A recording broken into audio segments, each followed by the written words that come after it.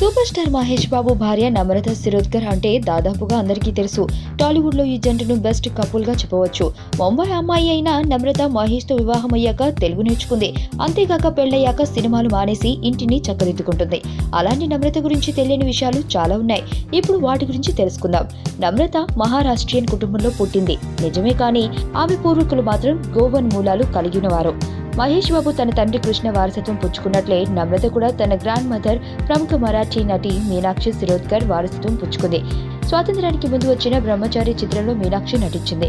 నమ్రత అక్కయ్య శిల్పా శిరోద్కర్ కూడా నటిగా ఇంకా కొనసాగుతుంది. చాలా మందికి తెలియని విషయం ఒకటి ఉంది. అదేంటంటే నమ్రత మహేష్ బాబు కంటే చాలా పెద్దది. నమ్రత జనవరి 22, 1972లో జన్మిస్తే మహేష్ బాబు ఆగస్టు 9, 1975లో జన్మించారు.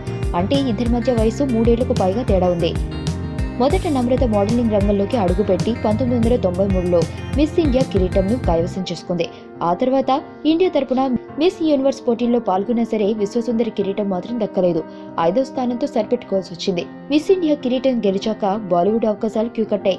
మొదట ఆమె నటించిన సినిమా పూరంకి లాలియా పశ్చిమ్కి చాలియా, అయితే అది విడుదల కాలేదు.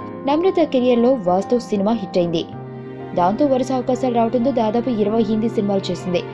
2004లో మహేష్ బాబుతో వంశీ సినిమాలో నటించిన నమ్రత ఈ సినిమా సమయంలో అతనితో ఏర్పడిన పరిచయంతో ప్రేమలో పడింది. ఇద్దరు కలిసి దాదాపు 5 ఏళ్లు డేటింగ్ చేశారు. అయితే వీరి పెళ్లికి మహేష్ బాబు వైపు నుండి అభ్యంతరాలు ఏర్పడడంతో పెద్దలను ఎదిరించి మహేష్ బాబు ముంబైలో నమ్రతను వివాహం చేసుకున్నాడు. పెళ్లి తర్వాత నమ్రత సినిమాలకు దూరమైంది. ప్రస్తుతం నమ్రత మహేష్ బాబు దంపతులకు 2 పిల్లలు. అటు ఇంటి బాధ్యతలతో పాటు మహేష్ బాబు సినిమాలకు సంబంధించిన పనులు, తమ సొంత ప్రొడక్షన్ వ్యవహారాలను చూసుకుంటూ మహేష్ బాబుకు చాలా సపోర్టుగా ఉంటుంది నమ్రత.